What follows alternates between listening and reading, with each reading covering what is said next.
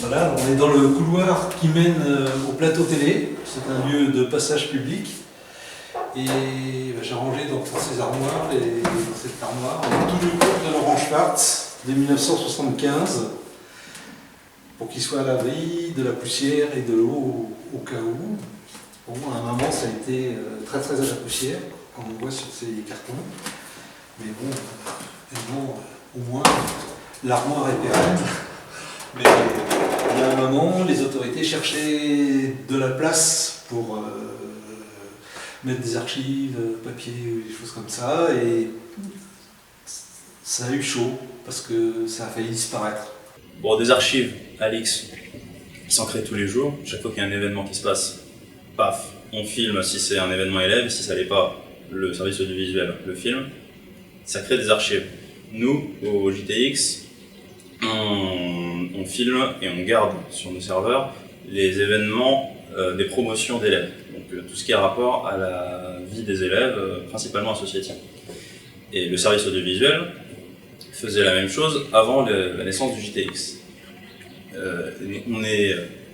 On travaille avec eux donc pour récupérer leurs archives d'avant, disons, les années 90, de la naissance du JTX, et les stocker sur nos serveurs. Par contre, pour numériser ces archives, on n'est totalement pas en mesure de le faire.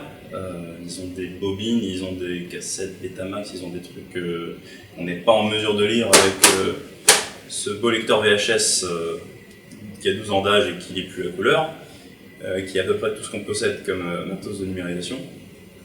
Donc c'est un travail, numériser ce genre d'archives, c'est un travail important, on se sent concerné, mais on n'a pas les moyens matériels, on n'a pas le budget et on n'a pas le temps non plus de le faire.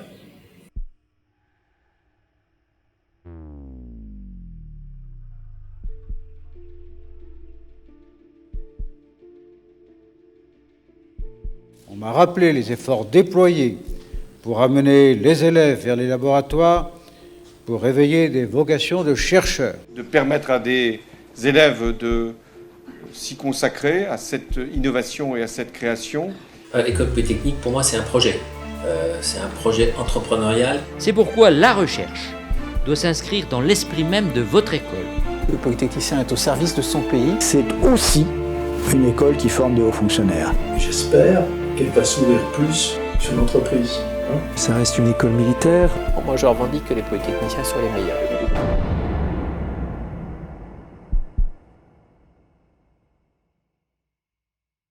L'école polytechnique n'a plus la claire identité qui était la sienne au temps où triomphait l'ingénieur. D'abord, l'école polytechnique est un organisme vivant, donc l'identité qu'elle se donne, elle se la donne, je dirais, ici et maintenant, en fonction des exigences du présent. Elle est évolutive et elle n'est pas fixée, elle est encore à venir, je dirais. Et puis d'autre part, alors, si on étudie l'histoire de cette école à travers plus de 2 siècles d'existence, il est certain que les historiens, là c'est aussi un travail spécifique en fonction des archives, vont pouvoir insister sur le fait qu'elle est cette identité mouvante au fil des époques. C'est Auguste Comte qui disait que la société était composée de plus de morts que de vivants. Et Michelet, dans le même sens, définissait la nation comme la cité commune entre les vivants et les morts. Et moi, c'est ainsi aussi que je comprends l'archive. La possibilité pour nous d'entendre ce que ces gens ont dit et ce faisant d'entrer en dialogue avec eux.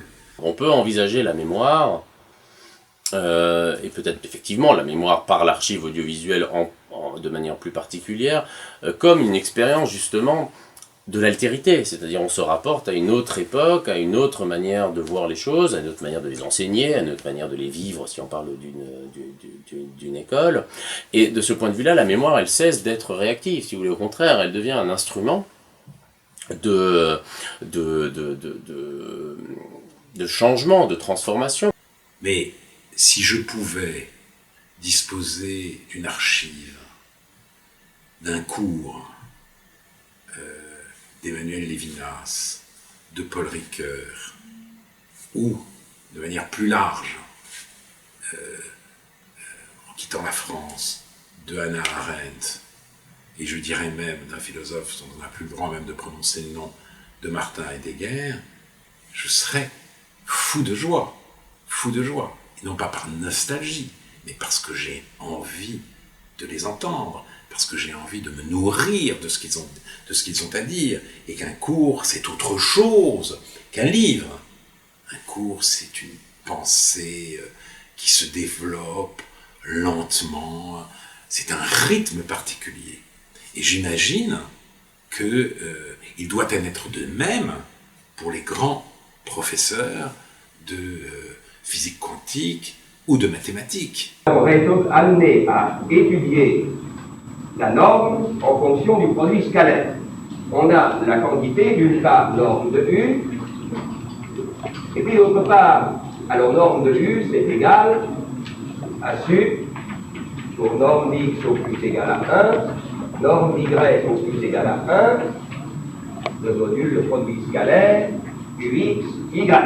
Par exemple, pour les archives de Laurent Schwartz, obtenir qu'il y ait quelqu'un qui soit payé pour simplement les organiser, c'est-à-dire qu'on puisse ensuite travailler dessus, bagarre qui a duré 2 ans, parce que, évidemment, ça coûte un peu d'argent, mais c'est pas possible qu'à partir du moment où la famille Schwartz confie à l'école Polytechnique les archives de Laurent Schwartz, on ne fait pas ce qu'il faut pour qu'elles soient utilisables. Et c'est pas possible. C'est une priorité, il n'y a pas de choix. Imaginez le scénario, une expérience de pensée, hein. On détruit toutes les archives audiovisuelles. On se dit, allez, on fait table rase, on veut démarrer de zéro. Je pense que vous seriez critiqué grave et vous iriez en prison. Hein. Ce serait une très grave erreur. Ça ferait un scandale. Récupérer, conserver, identifier, préserver les documents audiovisuels un peu anciens, je pense que c'est quelque chose d'important.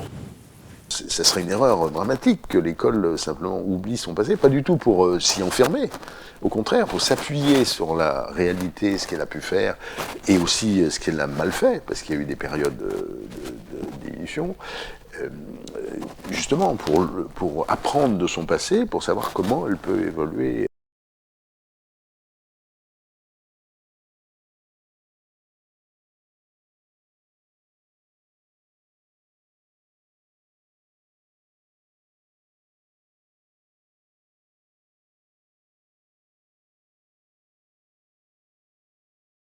Au moment où Paul Lévy a pris sa retraite, c'est-à-dire dans l'année 57-58, c'était sa première année de retraite, eh bien, je n'ai pas songé à entrer à l'école Polytechnique.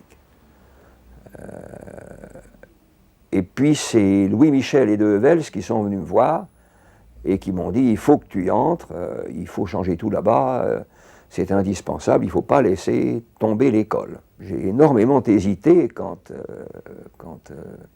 Louis Michel et de Hevels sont venus me voir, parce que j'avais l'impression que je m'engageais dans un tunnel, hein, et qu'il fallait changer tellement de choses que je n'y arriverais pas. Et j'ai gardé le contact avec la faculté pour garder le contact avec la recherche. Je ne l'aurais pas trouvé à l'école Polytechnique. Je me suis quand même décidé et j'ai posé ma candidature 6 jours avant la date limite, en décembre 57, avec l'idée d'y changer beaucoup de choses et en sachant quelles seraient les résistances au changement. Alors, inutile de dire qu'à l'école Polytechnique, il fallait lancer tout cela.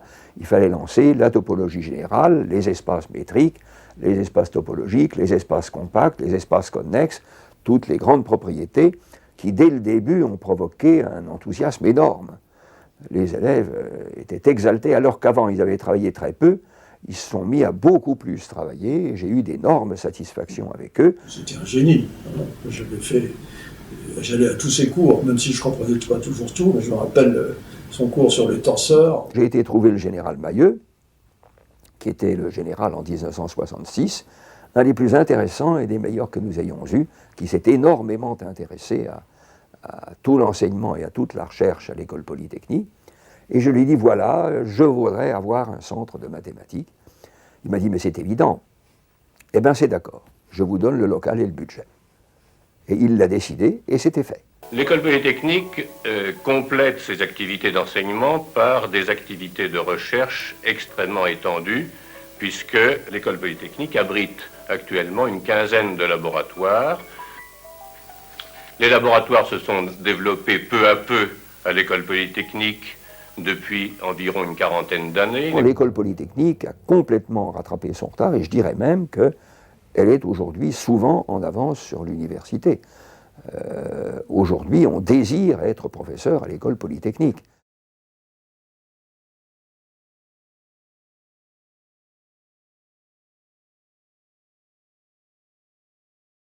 Vous savez que Gaspard Monge et Lazare Carnot avaient voulu, en pleine période révolutionnaire, créer une école destinée, je cite l'objet même de cette création, à former des ingénieurs en tout genre, à rétablir l'enseignement des sciences exactes et à donner une haute formation scientifique à des jeunes gens. On a une curiosité intellectuelle, une capacité de... Je crois que c'est ça, on est un généraliste. Alors je ne sais pas si c'est encore vrai dans l'enseignement aujourd'hui, mais c'était vraiment généraliste en abordant sous un angle scientifique les choses. À l'école polytechnique, oui, nous donnons aux gens une formation théorique. Nous avons l'intention de mettre en place la connaissance des concepts et la compréhension. Alors d'abord, il y a une des raisons pour lesquelles on fait ça, c'est qu'on fait ça depuis des dizaines d'années et que visiblement ça marche plutôt bien. Donc avant de casser une recette d'un truc qui marche, on y touche, enfin voilà, on y va très très précautionneusement.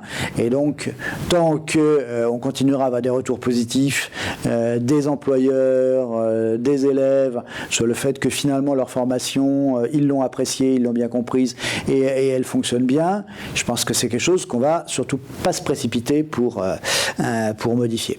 Pourquoi, en faisant des études mathématiques, physiques poussées, on arrive à être bon dans la direction d'une entreprise? Question, essayer d'éclaircir, non? Si l'école polytechnique est résolument scientifique, c'est parce que c'est sa façon à elle, déterminante et irremplaçable, de servir les intérêts de notre pays. Le fait que l'État se donne à lui-même un corps de scientifiques ou un corps d'ingénieurs, en lien d'ailleurs avec l'armée, c'est tout de même une spécificité française, puisque la République française, bon là aussi je ne suis pas historien, enfin la République française est quand même née sous la Révolution française des Lumières, c'est-à-dire d'une croyance selon laquelle, croyance qui est souvent mise à l'épreuve aujourd'hui, mais croyance quand même selon laquelle le progrès, à la fois politique et scientifique, les progrès scientifiques et les progrès politiques ou même moraux en un sens, suivent une voie parallèle. C'est-à-dire que pour parvenir à une véritable conscience républicaine, il fallait éclairer les esprits et que dans cette manière d'éclairer les esprits, la science, l'enseignement de la science, y compris des sciences sociales d'ailleurs, mais centralement des sciences dures, jouait un rôle absolument fondamental. Nous formons non seulement des administrateurs, des cadres ou des ingénieurs, nous formons des hommes pour devenir des hommes accomplis. Eh bien, le détour par les œuvres du passé est absolument nécessaire. Moi, je pense qu'il y a une façon d'être qui est dans la vie, qui vient de Polytechnique, et cette façon, elle est... Je employais des grands mots, mais il y a le sens de l'honneur, je reviens à la notion de morale, qui pour moi est essentielle. Je crois que, pour moi, ça fait partie de l'école, ça. Quand on est reçu à l'école polytechnique, c'est effectivement le résultat d'efforts personnels, d'études, de préparation du concours, mais quelque part, on reçoit beaucoup. Par rapport à l'effort qu'on a fourni pour le concours, après on reçoit beaucoup. Et donc je pense que tout polytechnicien devrait se sentir naturellement le devoir de rendre à la société quelque chose. Voilà. C'est comme ça qu'on vivait. Bon, je je pense qu'on travaillait quand même, mais il y avait toujours cette idée de... Moi, je faisais le mur. Je pense qu'il y avait ce besoin-là d'exploser ailleurs, parce que l'étude, c'est quand même dur. Hein. Je ne sais pas pour vous, mais moi, j'en ai bavé. Hein. Des fois, 40 pages à prendre pour 3 jours après. Donc, c'était dur. Donc, je pense que c'est ça. Bon, alors, j'ai eu de la chance de me trouver dans une promotion où ils avaient le goût du chai. Non, on en a fait de toutes les couleurs, mais de toutes les couleurs. Parce que ça aussi, c'est Polytechnique. Hein. Non-respect des règles. On les connaît, il faut les connaître même, mais on a tendance à être un peu rebelle. Ça, pour moi, ça fait partie de l'esprit de Polytechnique. Savoir les choses et ne pas les respecter. Cette gravure représente un événement important dans la vie de l'école. C'est pendant la Révolution de juin 1830. Le 28 juin, les élèves ont fait le mur pour s'allier au peuple parisien de façon à chasser Charles X. Défense de la porte Saint-Denis, on voit bien que le 1830 a été une révolution assez violente. Les polytechniciens sont représentés presque toujours en entraînant les gens. On en voit un ici, montrant avec le sabre et le drapeau. Moi j'ai vécu quand même, je suis la promotion 53, ça vous dit quelque chose, l'hiver 53, l'abbé Pierre.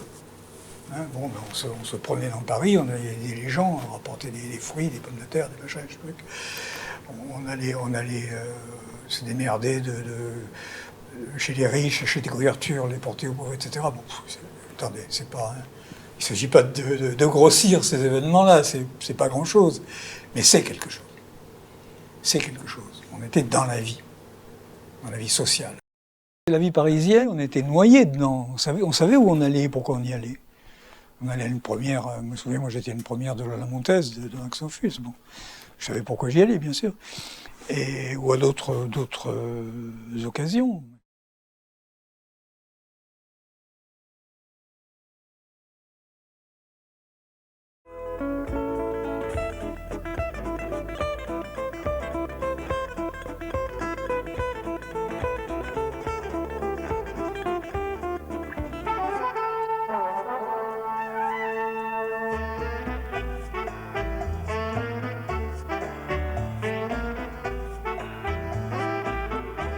On nous faisait bouffer des choses horribles.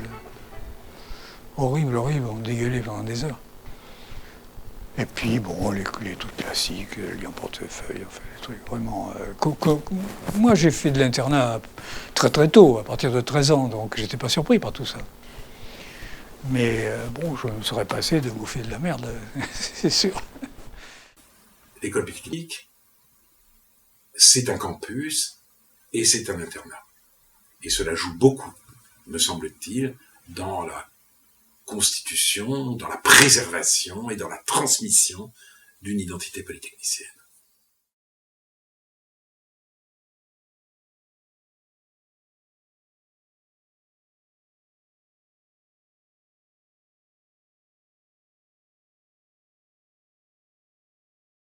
Très honnêtement, le fait d'être dans Paris avait des avantages, incontestablement. En même temps, le modèle d'une petite école contrainte par les locaux, repliée sur de la formation traditionnelle, manquant de laboratoire, manquant de recherche, n'est certainement pas le bon modèle. Dans le cas de l'école polytechnique, qui était vraiment dans un endroit assez confiné, c'était très très difficile de faire ce passage à un lieu avec une place de la recherche très significative sur place, quoi. Moi j'étais un militant contre, enfin comme nous tous, hein, je veux dire, on était tous nous étions tous des militants contre le déménagement de l'école. Bon, je reviens des années après, je suis très heureux que l'école soit à Palaiseau. Je veux dire, le campus est magnifique, on a de la place, on ne pourrait absolument pas construire tout ce qu'on construit si on était encore enserré dans la montagne Sainte-Geneviève. Il y a eu une rupture, disons, dans les années 68, où l'école polytechnique a vécu 68 dans le quartier latin. Donc moi, quand j'étais élève, mon ne pouvait pas dénigrer les gens que j'ai connus à ce moment-là, mais l'école était vraiment dans une crise très très grave de la qualité de son enseignement. Et donc, pour les élèves, en fait, il y avait une sorte de sentiment de frustration considérable entre l'image de l'école à l'extérieur, mais le fait d'être polytechnicien, qui était quand même, disons, reconnu par la société comme une sorte d'accomplissement, et en même temps, le fait qu'un certain nombre des cours étaient simplement une médiocrité effrayante, quoi. Pour l'école, ça a quand même été un tournant. Heureusement, enfin, il s'est passé des choses à l'extérieur qui ont rendu ça possible. Parce que vous voyez bien que de l'école toute seule, s'il n'y avait pas eu mai 68, je ne suis pas sûr qu'on aurait pu faire ces têtes de journamento aussi vite. Ça a été possible, en partie, parce que, à côté de ça, il y avait des lois, il y avait la loi Faure, il y avait... Et je me souviens, on a été convoqué avec Yves Bamberger chez Pierre Messmer, qui était à ce moment-là ministre des Armées. Je dois dire grâce à Hugues de l'Étoile qui siégeait dans la commission Lhermitte, et je dois dire que Hugues de l'Étoile nous a dit non, Pierre Messmer c'est un homme, vous pouvez lui dire tout directement, poliment, mais il n'y a aucune raison de lui cacher des choses. Donc, très poliment, en tout cas on lui dit que l'état de dégradation de la situation, et je veux dire qu'il était vraiment ébahi, quoi. Donc il se retourne vers de l'Étoile, et c'est vraiment comme ça, qui était dans son cabinet, hein. Et ici, c'est vraiment comme ça. Donc ça a été décisif, évidemment, pour que ces lois soient prises, dissoudre des corps de professeurs, dissoudre des corps d'examinateurs. C'est pas des choses banales, hein. Il faut vraiment que la crise soit reconnue comme très grave, quoi.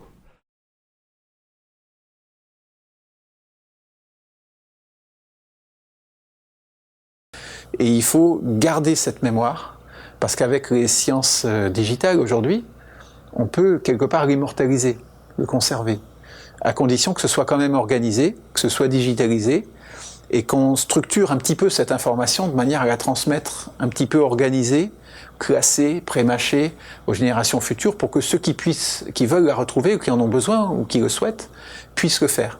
Parce que si on met tout dans des cartons et qu'on oublie, et que c'est des bandes magnétiques, au bout d'un moment, les bandes magnétiques, elles s'effacent. Et si on digitalise et on se contente de mettre ça dans un coin sur un vieux support, plus personne n'ira le voir non plus. Donc il faut organiser la transmission de cette information, non seulement écrite, mais aussi sous forme audiovisuelle. Bien sûr, c'est très important.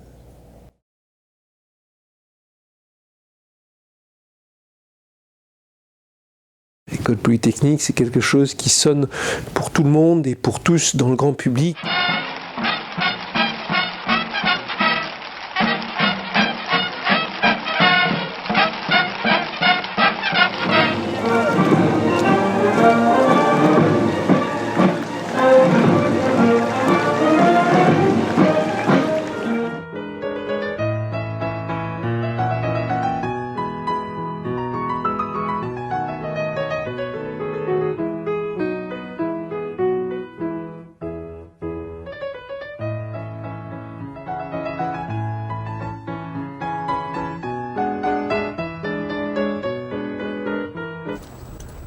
Aspirant Théobald, je vous décerne la médaille d'outre-mer avec la grappe Moyen-Orient.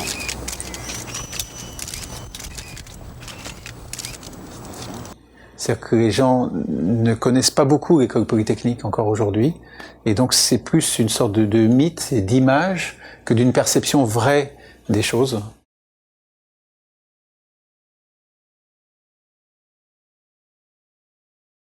Je crois que ce qu'il faut éviter, c'est évidemment pas,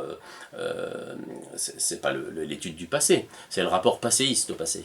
C'est-à-dire considérer que le passé était soit meilleur qu'aujourd'hui, soit pire, mais dans tous les cas, on considère que le passé est figé. Or, le sens du passé, il est donné dans le présent et dans l'avenir. Des archives permettent de mettre en valeur des produits d'aujourd'hui ou des produits du futur. Parce que ça permet de créer d'abord une histoire, de participer à une histoire, et d'associer peut-être inconsciemment quelque chose de positif à un produit moderne qu'on présente.